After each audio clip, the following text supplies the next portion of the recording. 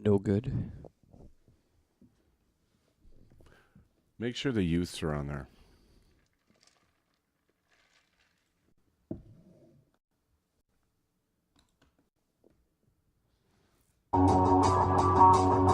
It's time for Dart Talk. Brought to you by thedartzone.com. Stay in the zone. Thedartzone.com is an official Cosmo distributor and Windy City Fabricators, America's premier fabricators of orthotics and prosthetics. And Redwood Darts, America's newest tungsten darts. Stand straight and tall and hit them all. Redwood Darts. And now, here are your hosts, Mystery Mark and Steve P.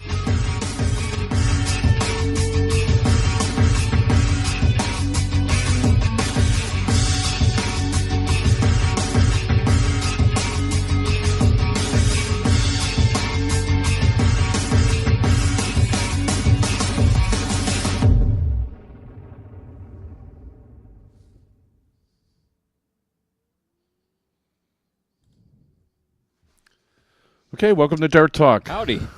I got to do this right off the bat. Here in Vegas. Well, I got to do this. I got to go. Hang on, where's the camera? I got to go 4. And exactly what is that? That is a shout out to my Game of Wars Alliance, Forsworn Legends. So FL9. Oh, that's just So hey fantastic. guys, if you happen to tune in, thanks. Helmet, Woohoo. death helmet. Okay. All right, welcome to Dart Talk. Mystery Mark, Steve Panunciano with Dart Talk, brought to you by the Dart Zone. Stay in the zone. TheDartZone.com is an official Cosmo distributor. Also, many thanks, Windy City Fabricators and Redwood Darts. Disclaimer away. Let's get rid of that right up before we forget. The views, opinions, rants, and rampages expressed on Dart Talk do not necessarily reflect individually or collectively those of our sponsors, co-sponsors, wannabe hosts, hearing-impaired critics, or those with a penchant for attitudinal dysfunction. We at Dart Talk strive to provide you, the listener, with an educational, entertaining, and fun-filled experience each and every week. If after the show you, the listener, find yourself feeling uneducated, unentertained, and or bored, we at Dart Talk consider that your own problem. I'm kind of afraid Gail Sears is going to get strangled by the mic cord there. Yeah, he's already got a broken hand. Bobbleheads. Yeah, you did that. So what's on the show? We got results. We do have results. What do we Colorado Open, 2014. Dartslive. Okay. 2014 Colorado Open and the Dartslive, the World Stage 5 was in Vegas over the weekend, hence the background. Mm-hmm. Not really It's a a nice place. background. Yeah, not really a place you see a sunrise too often. No. At least out the window. Yeah, not outside. I don't really go to Vegas for the scenery, I guess, but a lot of good players. We got results from that. We got results from Colorado. They had they picked half the national team. Yes. So we got that too, Yes. right? And then the I other think half, we have that somewhere. yeah, the other half will just be based on ADO points. The way they do it is they take your top 12 finishes in ADO sanctioned events for the calendar year of 2014. All right. And then, depending on where you are on the list, you're on the team. So, Mhm. where I'm assuming it's like Soldier Gates, and I haven't looked in a long time. Probably Larry Butler's probably up there. Larry, Tom Sawyer, usual suspects on that. What else? You tell me. Well, I wrote it down. Do you have anything? Do you remember where? No. I could have sworn I had some notes. I wanted to talk about touching the elephant again. I had a kind of and hiring and firing doubles partners. Oh, all right. Yeah, You want to touch the elephant again? Well, I don't know. I mean, it's just like I play a game, and then you talk to a guy after the game, and it's like he wasn't playing the same game, Mm-hmm. and it's just like the perception that people have about games. Sometimes I'm just astounded by some of the things that go on. But and I wanted to talk about lineups, and I didn't put that like in the thing. In But- your notes? Yeah, I didn't Oh, put it in my they- notes, but right. I because leagues are so different. Like one league does this and one league does that. Some just play legs. Like the Minuteman League, I think they play like 17 legs, Mhm. which to be honest, I'm not sure if I would like that or not. We play sets, Correct. right? We play best of 3 sets. Or our sets of best of 3, and then every match is one set. So, Mm-hmm. and then we go diddle mugs diddle. So we diddle 2 out of every 3 legs. And I don't think a lot of leagues do that. I don't know. So to talk I don't know, about, I've never been in any other because league. somebody got hosed on their lineup last night, so I was kind of like, it's sort of weird. But I don't know that we could talk about that just because everybody's league is so different. Right. I mean, what good would it be to like talk about our league when no one plays the same format we do? You know what I mean? Yeah, I don't. To me, I don't pay enough attention to it. I'm like, if you put me in, I'm in. If not, I want to be you. I'm the guy that is always sort of like kibitzing or second guessing or overthinking or trying to come up with some way to get an advantage. Mm-hmm. Like there was a guy. We do for the people not from Chicago. I mean, we do the sixth set of the night is choice doubles, and the way it works is whatever team is behind gets to pick the game. Right. But first, you give each other the names of your players. And then you get to pick. Right. So invariably, there was this one captain who was always like, well, who you playing in the choice? And then you'd have to be like, well, who you playing? Because you're supposed to write it down and then show, trade papers, right? Yeah. Yeah. But it's like, oh, yeah, I'll tell you who I'm playing so you can figure out who to play against them. And then he'd be like, well, what game are you playing? I'm like, I don't know. Who's playing? And he would always try to get an advantage like that. And after 4 years, I got really tired of saying, you know the rules. Why do you keep doing this? Do you think that one day I'm going to be stupid enough to not understand how this works? Well, maybe. I mean, it doesn't hurt to ask. Well, no. What happened was he was basically scamming every team he played that weren't really certain on the rules and getting an advantage. And I'm like, okay. I think that's a little skeevy. Well, I just think it's a little skeevy. I don't blame him. I mean, it's like it's not going to work on me. But no, I know. But you just said you were looking for. You're the guy that's looking for an advantage. I'm looking for an advantage, but not a skeevy one. Right. I'm looking at I'll look at matchups and one of the things that you do in our league is like generally you don't go into the singles cold. The first two people have to.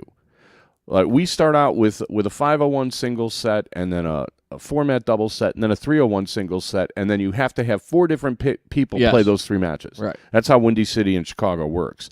So whoever plays the 01 singles gets no warm-up, no competitive either warm-up. one, yeah. Right. Which I think puts it a tremendous disadvantage because, guys are cold. We went to a bar last night. It had 2 boards. You couldn't really warm up. I mean, it's a tremendous disadvantage, but both players have to do it. Yes. So really, how much of a disadvantage is it?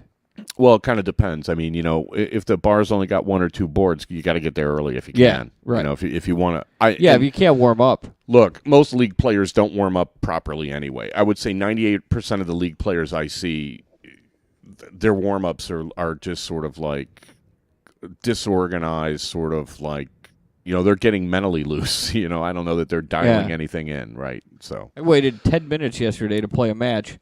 My partner was out smoking. Their 2 partners were up there. The one guy threw about 8-9 darts, and then he left and went and played the jukebox. My partner comes in, and the guy must have put at least, it seemed like $10 in the jukebox. He was there for 10 minutes. And I was just like, no wonder why this stuff takes so long. Now, granted, my partner was not there in the beginning, so he thinks he's got some time, but then decided to take an inordinate amount of time in order to put his money in the jukebox before he came back to play the darts. And you don't get me started on the music because I don't know, $10, not a big deal, but people put on music that really puts me off, right? And if I put on music, I get yelled at and they boot it. I mean, so what's that tell you? Well, I like music that other people don't like. I mean, I'm not gonna like say your music stinks and mine's great, but it is. I thought that's what you were just saying. No, I'm saying that you kind of can give yourself a competitive advantage by like controlling the jukebox. You know what I mean? But now, if you're willing to spend the money, you can like jump the other guy's song. I mean, that's kind of stupid. Jukebox wars. Now, so we have guys doing it with their cell phones. There's an app where you can you're on your cell phone programming the jukebox. Yep. And then the league bans headphones. It's just totally unfair. So anyway, I don't know. How should you warm up is a question. Well, it's tough. It's I used to have a routine that I always followed. Like for league, what was Well, it? no, It I was- know, but all right, so basically, I mean, I would not basically everybody, get in front of a board. Not everybody could do your routine, but I mean, the Well, question no. is like you said, everybody warms up. 90% of the people warm up They, incorrectly. it doesn't seem like they have any sort of system whatsoever. They just whip darts at a board and then they say, let's go. I mean, I used to like throw 10 double bulls, one of every double, and 25 trip 20s, and then I'd be like, okay, anybody want to play a leg? And I used to get through that relatively quick.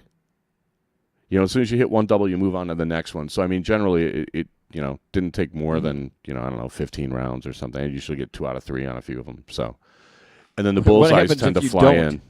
For the people that aren't as good. I don't. Well, come up with something.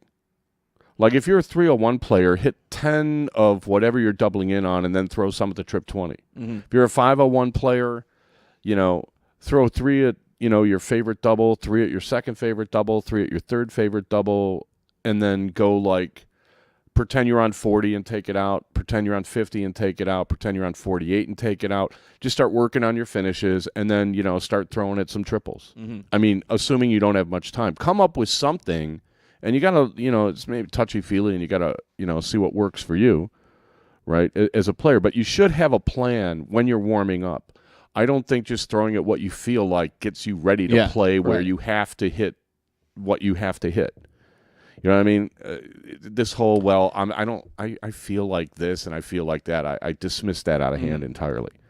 You know what I mean? No, I agree with that. I So- mean, yeah, especially like if you're gonna throw like 6 darts at your favorite double, your second favorite double. I mean, like if you're playing relatively decent, when it all comes down to it, hopefully you're gonna leave yourself on those numbers, and then you've already practiced them, as opposed to chucking a double sevens because hopefully you land on a 14. I mean, the reason that I started out doing the one of every double was because I didn't want to go into a match looking at a double that I hadn't hit lately. Especially You know what I mean? when If you you're end up, playing partners. you're playing with partners, and you end up on some awkward finishes. You'll end up on a double 13 or a double 15 or double 7 or Right. double 9, double 5. The odd numbered doubles you tend not to come up as often. Correct. Right? So those are the ones that a lot of people have trouble with. So come up with something that makes you feel comfortable and makes you feel confident that you're going to be ready to play. Right. And That, it's that going to has vary. a plan towards what you're playing, or what you normally play, or Yeah, I mean, you can't be like Phil Taylor where you have a 5-hour warm up. Obviously, but if you can get 15, or if all you're going to get is 15 or 10 minutes, make them count. Do something, with a plan. Make yourself hit something so you adjust. This whole like willy-nilly, go over to the board, throw it something. Hey, it went in. I feel like that's throwing great. 20s, and I'll throw some 17s. Yeah, I'll unfortunately, throw a couple bullseyes. right. The game doesn't do that for you. Right. The game doesn't be like, if you feel like throwing at that, throw at that. I mean, the game makes you target stuff. Mm-hmm. See what I'm saying? Yeah. Are we on a break yet? Yeah, I got a Feels couple like, minutes. Feels like I've been going for a long time. Okay, so we don't have enough time to start the results. No. Okay. So we have Colorado and we have Darts Live. all right, so real quickly on touching the elephant, somebody texted me, a friend of the show, about I guess they had some sort of a interleague event over the weekend. Like it's one of those Chicago All-Star events that I'm not good enough to play in. Okay. So they don't invite me. All right. I think I got in trouble last time I played because I put some mock report about how we annihilated them, like 19 I to 7. remember that. Oh, Apparently, my some God. people Yes. didn't think that The was all north that south, funny. north side, south North side. Yeah, they had that over the weekend. Yeah. So That actually was a funny mock. I thought it was hilarious, but I was laughing as I typed it. A couple of people on that were on the wrong side of the event. Yeah. Of the score didn't really like it, but Was that only a year ago, or was that 2 years ago? I don't know. Yeah, I remember that. The years are bleeding into each other for me lately. But so we got an email from a guy who's like, hey, I was so proud of myself, that, I was on 274 and I went for 19s. And I was like, what?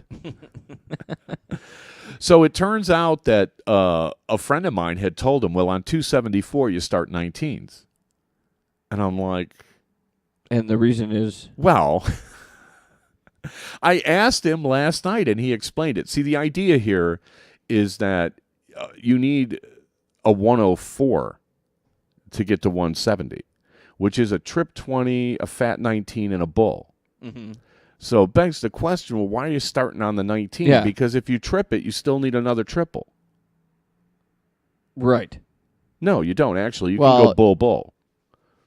You go trip yeah. 19, bull-bull, that's 107 from 174 is 167. Yeah. So, but he didn't tell me that. He told me, he came up with some, I don't know, some strange reason. But yeah, if you went trip 19, bull-bull, then that would work. Mm-hmm. I have never seen anyone do that in my life. I can't imagine why. I mean, To get on a finish. no, I know, but why would I mean? That sounds a little more difficult than just going up there and hitting the trip. Well, no, 20. actually, no. Now I think it's a good shot because if you trip it, you go to the bull. If you single it, you go to the 20. You still have to hit a triple. Yeah. But if you just throw a ton, you're not to a finish. Whereas if you just single the 20 going for the triple. Well, his rationale for going for the 19 first was that if you hit a single 20, you have no chance. Mm-hmm. And I'm like, well, if you don't hit the trip 20, you have no chance either. Yeah. So I fail to see why going for the 19 when you need a triple 20 is going to help you. His rationale is Right. he'll hit it on his second dart. But however, now if you hit the triple 19 and you go bull, you're on a finish. Mm-hmm. If you hit the single 19, you could go up and try to trip the 20. And then, right. But why not just, that's interesting. You can go both ways. Yeah. A little higher percentage. I'm a big believer. Somebody posted something about how it doesn't really matter. Most people can't hit a 170 or 167, so why bother setting it up? And the idea is, you're not going to put any pressure on somebody if you're on 174, but if you're on 170 or 167, I mean, People start looking at that. hey, believe me, you can stand there all day. You're not going to take out 174 in a steel game, but Right. you stand there all day, you might hit 170. I mean, a 1% chance is better than a 0 Yeah. chance, and then you're going to put some pressure on the Right. guy if you're the kind of player that they know you can hit that.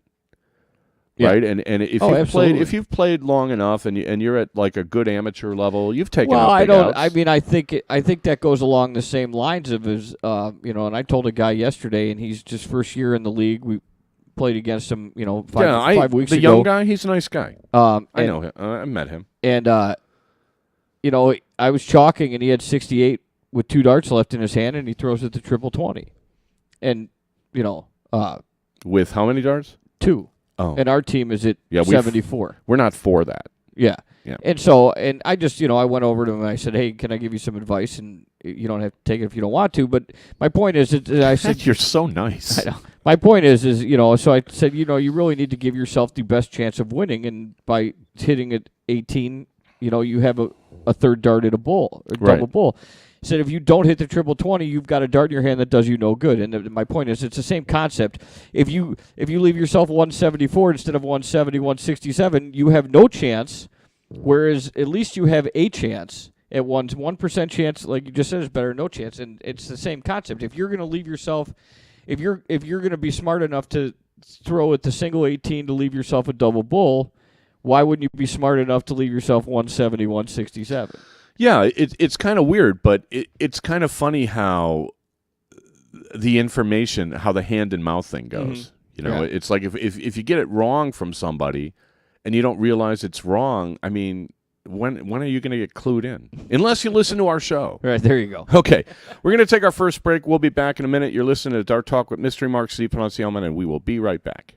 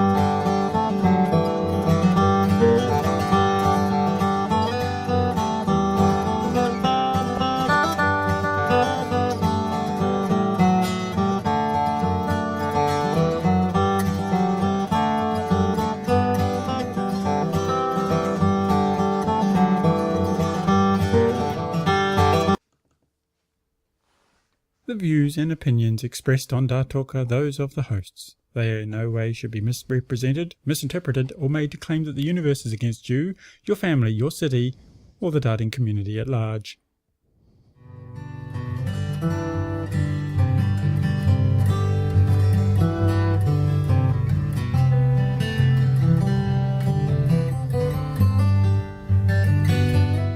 Okay, back for the second quarter at Dart Talk, brought to you by the Dart Zone. Stay in the zone. TheDartZone.com is an official Cosmo distributor. Also, many thanks. Windy City Fabricators, Redwood Darts, Jeff Dodson, Melissa Frank, Aaron, the whole gang, Sam the intern. Thanks, everybody, for listening around the world, downloading the podcast. If you want to get in the chat, you got to watch us live. Just go to darttalk.us and click on the live broadcast page if you want to get in on the chat. It's been working. Been working the last month or so. That's good. Kind of blew up on us a little bit before that. There was something in the chat about, do we have results from something? What was it, the Virginia Beach bull shooter? And Ghost on the Coast. Ghost on the Coast. I actually found them, but I didn't have time to put them in the crawl. So we'll do those next week. I know it was a busy Dartober weekend, but we will get to those. It's really sad that I couldn't go to at least one of these tournaments. Right. You know, not the Virginia bull shooter. I wouldn't go to Virginia for 2 events, but Ghost on the Coast, a lot of fun. We should try to do that next year. Bring the golf clubs. Playing Game of War? Well, no, I mean, my elbow's fine. I'm not really I could probably do okay in a tournament, but I'm not really tournament ready. I'm planning on being ready at the Ray Chesney. Okay. I think I'm going to re-up with Cosmo, and I'm going to really go gung-ho starting in January. And also, we'll have to get the Players Challenge Series thing going. The players aren't really taking much initiative on that, and that's probably my fault. You know, I guess I need to kind of just play here, do this, do that. So we'll get that all sorted out in the next week or two. Got an email from one of the players asking about it. It has not gone away. It's still there. Yeah, we're just trying to figure out the best way to get the rest of the matches in where the most people can see them and everybody gets to play their best, which is kind of the whole goal of it anyway. All right, so you've got Colorado Open 2014 results. Okay, give them a whirl. You want to do top 4? How many? Yeah, it's a diddle tour. A lot of events. Yeah. I'll tell you what. Do top 4, and then do top 8 on the singles. All right. So we got the blind draw doubles. Top 4: Jeff Miller, Tyler Venema, Mike Waller, and Nick Coachman Jr. Second place goes to Dan Moore and Josh Decker, with Tom Sawyer and Phil Wheeler winning that. You have your mixed triples, top 4: Bill Davis, Morgan McCormick, Sam Vigera, Chris Jaramillo, and Vilma Joseph, George Joseph. Second place goes to Danny Pace, Stacy Pace, Charlie Menninger, with Jim Widmeyer, Marlise Keel, and Tom Sawyer. Mixed triples winner. Interesting team. Congrats to those guys. Women's doubles, Juanita Rodriguez and Jackie Quinn, Renee Ripple and Brenda Rausch. Second place goes to Shay Reynolds and Marlise Keel, with Chicago's own Liz Tynan and Ann Quinn. The Tynan twins. Do you think Liz would come on the show? I don't know. She's a little bit on the shy side. Yeah, they're quiet, but I think she might. We should get Liz on the show. I mean, Liz has been starting to get out the tournaments this year. She's everywhere she's gone. She's I would hope she really would. well. I mean, she knows this, and I don't see why she couldn't sit down. You got and a good talk rapport with her? She knows who I am. I've played against her, but we're not great friends. I scare people. Yeah. You know, she might be too afraid of me, but I will effort that. We'll try to get Liz Tynan on the show and get her in here live. I think that'd be good for them. That'd be worth doing. So here we go. Men's doubles. Top 4: Russell Lysick, Michael Bolin, Tim Chevron, and Matt Davison for top 4. Sam Vigera and Bill Davis second, with Robbie Phillips and Elliot Milk. Your 501 doubles. Okay, that's the skinniest. That was 01? Yeah. Okay, that's the skinniest doubles team in the nation. Phillips and Milk? They're both lanky men. Okay. They're both lanky men. I'll give you that. Women's singles 501. You got your top 8 of Shea Reynolds, Renee Ripple, Liz Tynan, and Christy Talbot. Top 4 goes to Gretel Flores and Corrine Stockton, with Brenda Roush second, and your winner is Morgan McCormick. Oh, congrats to Morgan then. Okay, tough field. Your men's singles 501. Top 8 goes to Russell Lysick, Shane Meeks, Jacob Womack, and Robert Schatz. That's a nice name for a darter. Robert Schatz. I've met him. He's a good guy. That's awesome. Yeah. Dan Moore, Josh Decker for third and fourth. Elliot Milks second place, with Joe Huffman, your 501 men's singles winner. Joe hits a lot of triples. Mm-hmm. Good for him. Women's doubles cricket top 4: Shea Reynolds, Marliese Keel, Greta Flores, Corrine Stockton, Lisa Ayres, Stacey Pace second, with Betty Cunningham and Carolyn Mars winners. Okay, New England. All right. Men's doubles cricket top 4: Tony Genie, I think, Tim Adams, Ed LaBarbera, and Dan Moore. Second place, Sam Vergara, Bill Davis, with Joe Huffman and Shane Meeks, your winners. That's the Virginia crew. Well, Huffman's from Maryland. Mid-Atlantic crew. All right. Okay. Women's singles cricket, top 8. Renee Ripple, Christy Zimmerman, Betty Cunningham, Valerie Gold, Marliese Keel, and Greta Flores for your top 4. Liz Tynan second, and Carolyn Mars is the winner of women's singles cricket. Carolyn Mars is such a class act. Liz is having a good tournament here. I'm telling you, Liz has done very well every tournament she's attended, and it's the first year I remember her going anywhere. So I think some of the women are like, where'd this girl come from? Yeah, so she's done well. Yeah, she's done well. But it's nice to see Carolyn Mars getting out. Carolyn was one of the top women in the country when I started playing. Mm-hmm. I actually, one of the first things I saw where they had darts on TV, I saw Carolyn play. I think she lost to Detta Hedman or something. But it was, I still say that Tom Sawyer resembles Carolyn the way Tom throws. Oh, really? I don't know if Tom learned from her. I know they're both from Boston or from the Minuteman Dart League, but it's good to see her. She was always a nice, class act, nice girl. Helped me out in the Pro-Am one year. Well, gave me some tips. Yep. Men's singles cricket, top 8: Joe Huffman, Ed LaBarbera, Jeff Miller, and Bill Davis. Danny Pace, Chris Jaramillo. Am I pronouncing that right? Probably. For Jaramillo. top 4. And Elliot Milk second, with Tom Sawyer winning men's singles cricket. Speak of the devil. All right. That was a cricket? Yeah, and then that's it. I have no youth. I have the youth here. Page, I had the youth. I had it, and I lost it. Hang on. Because, Stephen Wilcox is basically like rolling through the field with I can't believe I got rid of it. He's been rolling through the field in the youth events. I think he skipped Texas, and he's won every single youth event he's been to. Really? Yeah. So, and he won this one, too. So, top 4 in the Colorado youth singles was Raina Burke and Austin Ramey. That was top 4. The runner-up was Gino Dorval, and Stephen Wilcox of Canada was the winner there. So congrats to those guys. See, I gotta stop using Chrome. Did you hear that? Yeah. Well, it pops up ads now. Yeah. It's like totally brutal. Okay, so that was Colorado. And then what was the deal with the national team? Who made the national team? It was Huffman and. Do you not have that? Okay, I had. I don't know where that is. Tell you the truth. Well, we'll effort that on the break then. I changed the link. You changed the link. Okay. I'm pretty sure Huffman got in, and there was like a 3-way playoff. Yeah. Or something like that. Yeah, okay. Well, if you can't find it, I'll vamp for a minute and see if you can find it. If you go to adiodarts.com, it should be listed right on the front page there. That's for you. I heard if you go to adiodarts.com, I think you'll find it. It was funny. One of the Chicago guys had Facebooked me asking if I knew anybody to hook him up with as a partner. Right. You were telling me. And I basically, didn't see the message in time. I didn't see it until like last night. Mm-hmm. So you got it now? Yeah. Okay.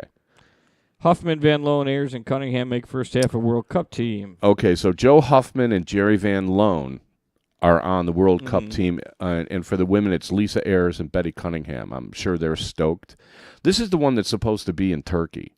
Oh, okay. They haven't. Right. I don't know about that. Right.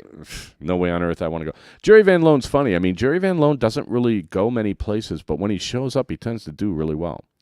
And I know he's played internationally. I know he's been over to he's been to the Winmau Masters, and I think he's been on the World Cup team before. He's got the short arm stroke, the little chicken wing wrist flip kind of thing, and he makes it work. It's I wouldn't say it's a thing of beauty. It's a little bit Jim Furyk like, but it works for him. All right. And he's a hell of a player. I know he beat me at somewhere. He beat me in New England when we had the U.S. Open there, the one that I think Scotty Burnett won. He beat me in like top 8 or something like that. I was really, really disappointed. But good player. And Joe Huffman, I mean, he's another guy. You know, he doesn't get around as often as a lot of these other guys, but, you know, when he shows up, he makes it count. Mm-hmm. So good for him. He was playing better than anybody a couple of years ago. He had a streak of, I want to say, like 4, 6, 8 months where everywhere he went, he was winning. And then he had some stuff going on, apparently, and stopped playing. Or stopped traveling anyway, not stopped playing, but he stopped traveling to tournaments, and it was bad. It was sad because, I really thought he was like, yeah, we were, you know, an we up were and reading coming his name all the time. Every 3-4 of the events. I mean, just sweeping events. I think he changed his nickname to Boom Boom. Oh, really? Which, you know, okay, Maybe I can live with that. I can live that's with what Boom cost Boom. him. I mean, Freddie Couples is retired, and Joe hits a lot of triples, I think, is awkward to put on the back of a shirt. Even though I still am a fan of that nickname. Well, that was Gordon Dixon gave him that nickname after he rained triples on us in the cricket doubles in Virginia Beach, like, I don't know, it was 4 years ago, whatever it was. Man, that guy hits a lot of triples. And he was wearing, like, kind of a work shirt that just said Joe. And I was, who is that guy? And he's like, Joe. Hits a lot of triples. I was like, okay. Yeah, but a good guy. When do they pick the rest of the team? The rest of the team gets picked at the end of the year. They will total up your best 12 finishes, and you get points for every finish. And then, you know, whoever's got the best finishes, they'll pick 4 more guys. Mm-hmm. So they'll have 6 guys and 4 women, I think. Top 2 women will go through.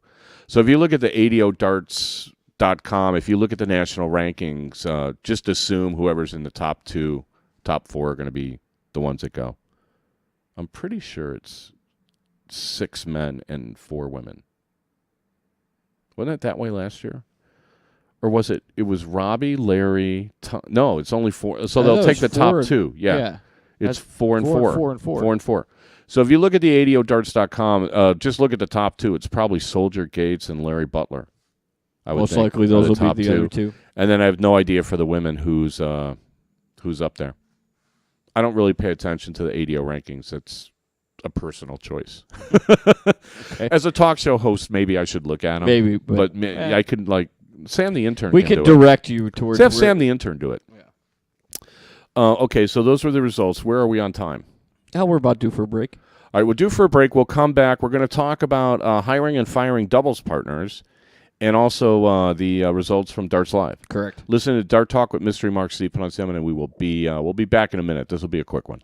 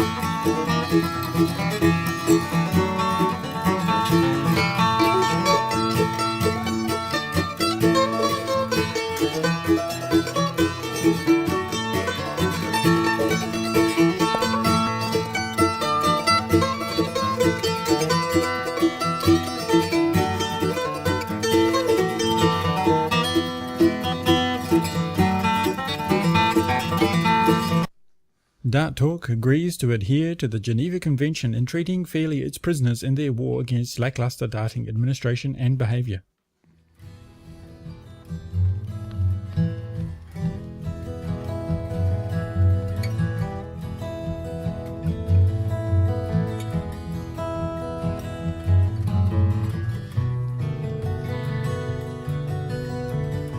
Okay, back for the second half of Dart Talk, brought to you by the Dart Zone. Stay in the zone. TheDartZone.com is an official Cosmo distributor. Also, many thanks. Windy City Fabricators, Redwood Darts, the whole gang. Thanks, everybody, for listening. Don't forget you can download the podcast on iTunes. Listen to it on Stitcher.com, on TuneIn.com. Check our website, Dart Talk US. We've got an archive up there that will be fixed. Okay. And you can always visit us on Facebook. We got our own Facebook page. Just, type in Dart Talk, and you'll find us there. Mm-hmm. Yep. Dart Talk US is a website. We're also on Twitter, at Dart Talk. Feel free to tweet us and let us know what's going on. We're good with that. Hiring and firing doubles partners. Well, here's why I thought about it. Like, we were talking in the pre-show fist fight, right, about Joe Madden coming to the Cubs. Mm-hmm. Right. Right. So, in a nutshell, the Cubs had a manager. He managed for a year. They said, yeah, we're happy to have you back. He had no expectations because the team's rebuilding and had a bunch of rookies, and they could care less how many games they won. It was more of like a training season, rebuilding, right?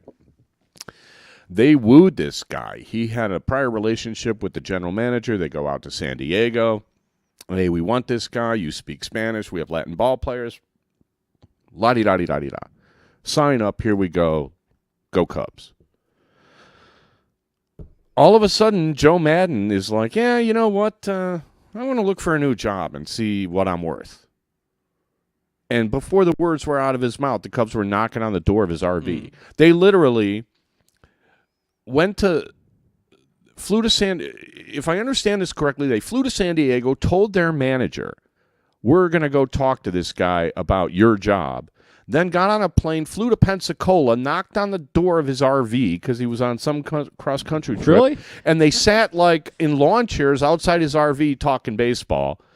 And so he was philosophically, simpatico with the front office guys and took the job, $25 million for 5 years. Right. Nice chunk of change. And then, then they fired their manager. Mm-hmm. They said, look.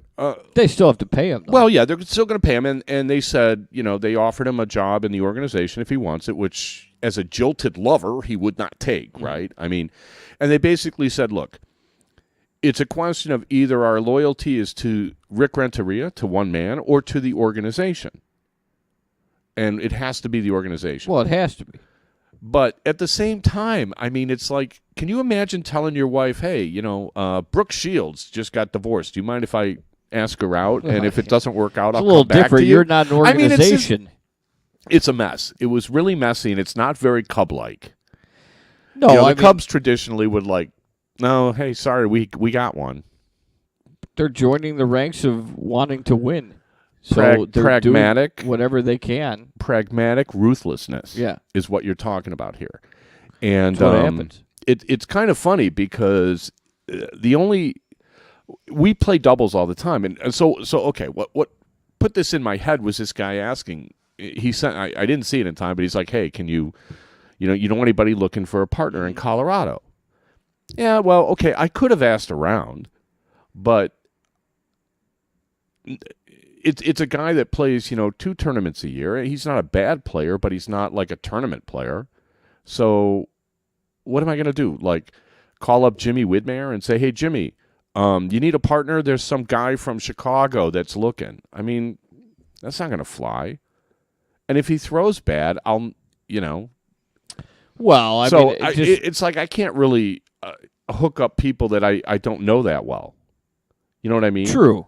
But, well, I don't know is the question, is he asking you to call around and hook him up, or is the question is, do you just happen to know anybody? And maybe you heard in the wind somebody that you knew was going didn't have a partner. Sometimes that happens. Sometimes somebody will send me a Facebook message and be like, hey, do you want to play this tournament or that tournament? And I'll be like, yes or no, whatever. I don't think he was asking you to make 3 hours of phone calls to. a No, bunch of well, people. sometimes I do know. Sometimes I like Right. if somebody's looking for a partner for a tournament and I turn them down, and then somebody's like, a partner, anybody who's looking, I'm like, well, yeah, this guy just asked me. You can contact him and see. I've done that a couple of times. Right. But the idea, doubles are weird. It's hard to play with a stranger. It's hard to play with a stranger at a tournament. You know what I mean? Yeah, I definitely understand that. I mean, sometimes I guess in the situation where you're just getting hooked up with somebody that you don't know is if you just want to be playing doubles to play because you're warming up for your singles and you want to keep playing, and then so yeah, I'll take somebody because if not, you're not playing.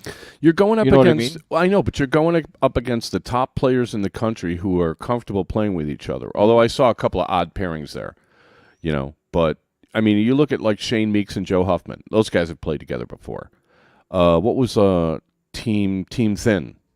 Like Elliot and Robbie. I don't know that they've ever played together before, but they're experienced professionals and experienced tournament players, so it's not much of an adjustment. I've seen for a couple of years, it was like Larry Butler and Bob Zaneve they were 75% of every doubles event they played, they won. Something like some astronomical number, 80%, 66, 60, whatever. I mean, they were winning all the time. It's very difficult to go up against a team with a stranger. Yeah, but what if you don't have anybody to play with? Don't play.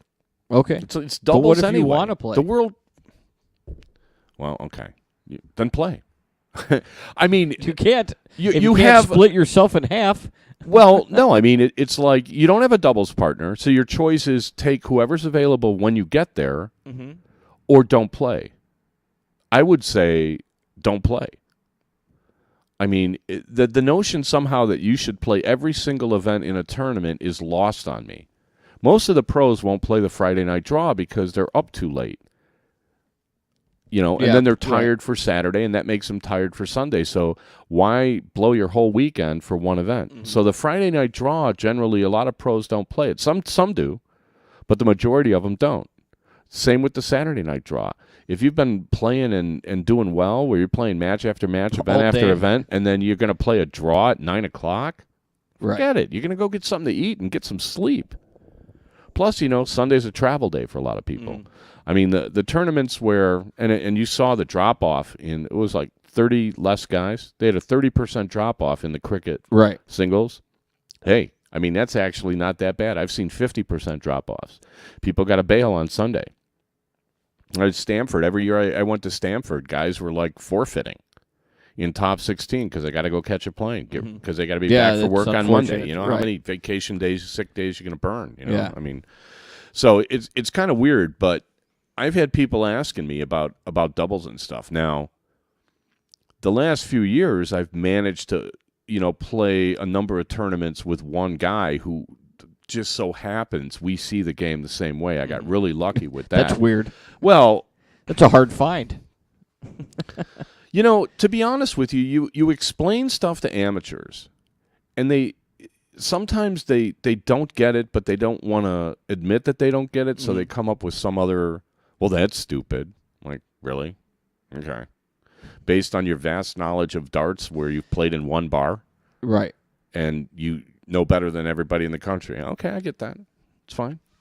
Play your way, But when it comes to cricket, I have played with some top guys where I just, after like one match, I'm just shaking my head like, I don't know how to play with this guy.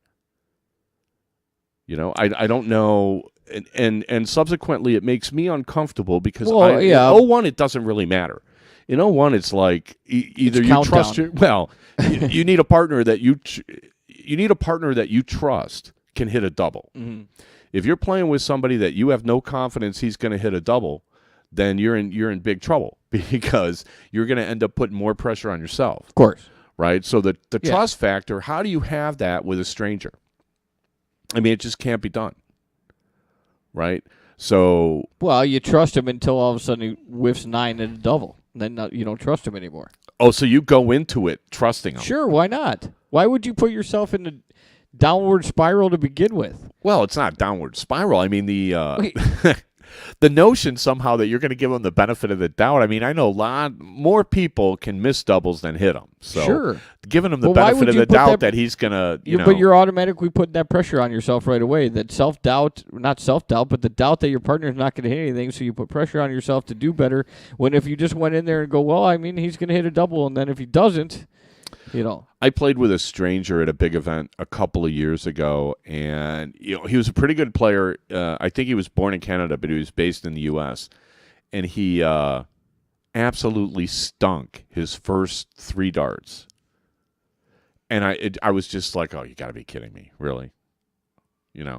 And everybody can have a bad 3 darts, but I lost confidence in him immediately. And you're right. I mean, your attitude about your partner has to be positive if you're going to play well, because this guy is actually a great player, and but I didn't know him. I'd never seen him play. So when he started out, burying us in the cricket, I was like, oh, we're dead. And so I got into this. You start pressing. Well, whatever. it was like last night. I mean, I was playing doubles at the beginning of the night in league, and my partners are struggling, and I'm just like, man, this is work. I go to the line, I'm behind all the time. Oh my God, woe is me. And then they start pressing because they see I'm like, geez, hit something. But I mean, we're in Division 1. If you're going to hit a 7, I can get a drunk monkey off the street to hit a 7. I mean, you're going to have to do a little better than that. Right. Lots of points around that trip 14. A lot of $100,000 incomes in that book to cold call. So anyway, I don't know. But it's tricky. I've seen guys get really they take it personal. Sure. And how do you tell somebody that you've been playing with a long time, look, this just isn't working out? That's rough. Well, yeah. And I've seen some it's partners. a divorce. Well, yeah, it is. And I've seen some. I mean, to the credit of most of the steel guys, I mean, I don't know how it is on soft tip. On the steel side, guys tend to put that stuff aside, and maybe they try a little harder when they're playing against an old partner. But they're civil with each other, and most of the pros are pretty casual about the doubles anyway. That's why I'm kind of like, just skip it. Mm-hmm. You can't if you can't find a partner that you like, that you're comfortable with, that you trust, don't play. It's not worth playing. Because then you're just going to be all mad when you're out in the first round against like a really good, like top 4, top 8 team. Right? You're not going to have a chance anyway. Well, at least you had a chance. I don't know what good warm-up is anyway. You didn't have a chance. What good is... You didn't have a chance if you didn't play, but if you had played, you had a chance. Yeah, well, I mean, what good is a warm-up if you're going to play like 2 legs of 0-1 and get smashed? Yeah. How was that? How'd that warm-up help you? There's still a little competition vibe going there. Find somebody, go play somebody $5 a leg on a board on the side, and you'll be ready for the singles. That's going to be better than playing the doubles, I would think. So I'm not a big fan of this. Unless you lose $25 in a half hour, then you're really pissed Well, what off. was your entry fee to get in the doubles? Your entry fee to get in the doubles was $20. So, I mean, if you just split legs with the guy, you break even. If he beats you 8-4, you broke even. Right. Yeah, that's So- true. Right, so- I can see that. I just don't see a lot of the I would like to see a lot less doubles, triples, and all that stuff. The blind draws are fun if you're in the mood, because it's more of a social thing. And like the 4-man in Nashville, where I play in flip-flops, and Yeah. I don't think Leonard Gates forgave me for that. Well, because he missed like some big out, like 128 or something. He missed the double, and I took out something simple like 64. But I was wearing a swimsuit and flip-flops. And I think that's you can still, well, look, I mean, I think that's the attitude you should have in some of these events. It's like the silly season in golf. Right after the Ryder Cup and all that, you start playing like the Wendy's Mixed Challenge and stuff. Which they've actually taken that out. Because it was stupid. They don't have that stuff anymore. Well, They've started. I mean, some of these events, made for TV garbage. I mean, I don't watch them. You don't watch them, and you're a golfer. Yeah. Did you find out what airline we're flying to Hawaii and whether we can take our clubs? I have not yet. All right, anybody in the chat room, is there an inexpensive way to get your golf clubs to Hawaii? Hurry and tell us, because we want to take our sticks. We have a month. Live studio guest. Hello, studio guest. Baggage claim. Where are we on time? We're due for a break. All right, we're going to take our last break. You're listening to Dart Talk with Mystery Mark Steve Ponziano. We will be right back.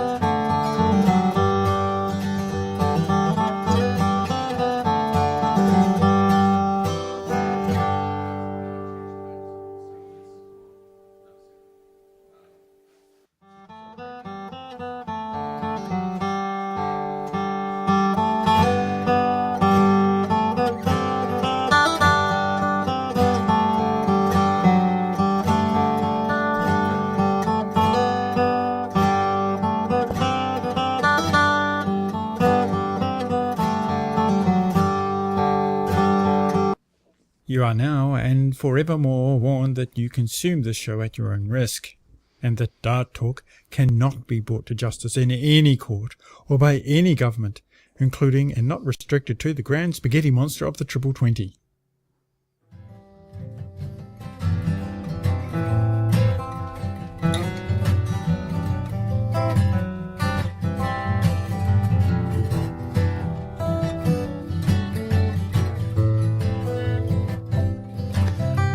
Okay, fourth quarter of Dart Talk brought to you by the Dart Zone. Just in the zone. DartZone.com is an official Cosmo distributor. Also, many thanks, Windy City Fabricators and Redwood Darts.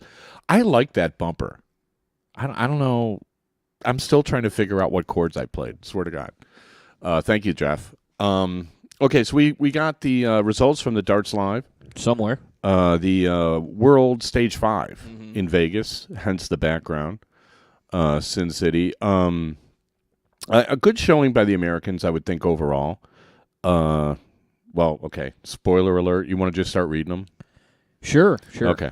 All right, so here's the results from the Darts Live Stage 5. USA and Canadians, Americans and Canadians in the top 32. Ray Carver, Howard Myers, Ram Guevara, Gordon Dixon, Dan Thompson, Brad Porter, Andrew Bennett, Cody Darrington, Larry Butler, Soldier Gates, David Fadham, DJ Sayer are in the top 32. Top 16, you have Scotty Kirchner, Joseph Cheney, Ken McNeil, Jeremy Millar. Top 16. Okay, Jeremy Millar's not much of a surprise. Neither is Scotty Kirchner. That's a pretty good result. I mean, we were talking about him last week. He got the sponsors exemption of the PDC World Championship. Joe Cheney playing soft tip and playing it well. I really like watching Joe play. He's got a very direct, simple approach to playing. And seeing him rip up a soft tip board would almost be worth just going to Vegas for that. Right. That would have been fun to watch. So then you got your top eight. Top eight, M. Hashimoto, Antonio Alcinas, Jason Barlow from Canada, and Paul Lim. Wow. Top eight. Okay. Jay Barlow getting down. And then third and fourth, Eric Blackledge from the U.S. and Tony Martin from the U.K. Interesting. Yeah. Eric's been around. Everybody knows Eric. He's played steel and soft equally well. Tony Martin, I talked to him, I think, I want to say last year when I was at the World. Mm-hmm.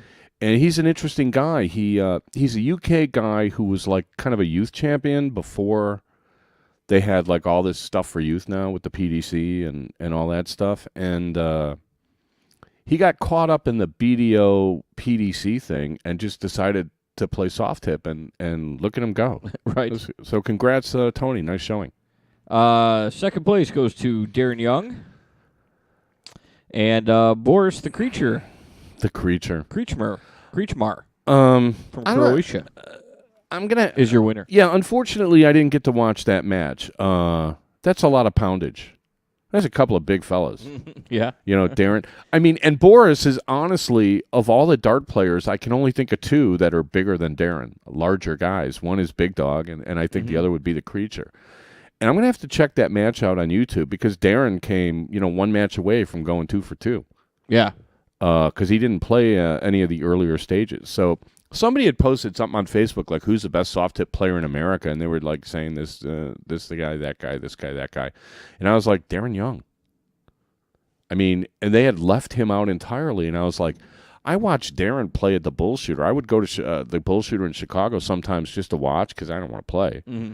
And, watch the big guns play. That's where I first saw Soldier Gates play. That's where I first saw, what's his name? Danny Baggish was playing with Brad Wethington. And I was like, man, I like the way that guy throws. And Darren was playing with John Part, and they were rolling over everybody. Mm-hmm. So underestimate Big Daddy at your peril. Yeah. Even if it's soft tip. I mean, the guy plays like the witty darts. If you could play that, you play anything. Mm-hmm. Darren could probably hit triples like, Maelstrom on a deck of a boat that's pitching like in perfect storm. Oh, really? Now that would be impressive. Well, he's heavy enough to get the balance. No offense. Don't kill me, Big Daddy. But yeah, a couple of large guys on stage there, and the Creature has locked it up as far as like being number one on the tour. Mm-hmm. That's why it was kind of puzzling to me. And I didn't get a chance because, Heckman was busy. He didn't get back to me. I'm still trying to find out if the winner of the tour is getting into the World Championships or if it's just the sponsors exemption. Because, to be honest, Boris has earned it. Mm-hmm. And when they do the grand final now, all these guys are going to be, qualify for it. It's going to be interesting. The grand final is going to be well worth watching. A lot of guys playing well. When's that? It's going to be in December, I think. Oh dear, that doesn't look good. Don't do that anymore. I don't have a choice. Yeah, soft tip is I don't know. So the guys who play and the guys who win there, if you look, there are very few people that only exclusively play soft tip. I saw the Creature play PDC stuff. He got killed in the one match I remember. Mm-hmm. I don't know if I've seen him more than once, and I think that was like 3 years ago. I don't know if he was always a soft tip player that, got the PDC thing because there aren't that many players from Croatia. I mean, I don't remember if he did it through the European Tour Championship or if he was playing BDO stuff. I mean, I don't remember, but he's like tearing it up this year. What is that? 3 wins, 3 out of 5. I mean that's pretty good with that format. I mean, good. I know they changed the format a little bit, and it's a little less of a coin flip than it was last year because now you're going to have the throw in the 0-1 and the cricket, which was kind of different than they had done it the year before. Mm-hmm. They kind of they flip-flopped the rotation. So, but the cream rises to the top. I mean, if you look at the names there, Eric's a solid pro. I didn't look at the brackets to see if somebody got bagged, in like a really intensely loaded bracket. That happens sometimes. Jeff says no grand final. No grand final. Well, Super Darts 2015 in Japan. Okay, so then the top 16 will qualify for that. I mean, as I recall, Scotty won that last year in 13, and it was pretty lucrative.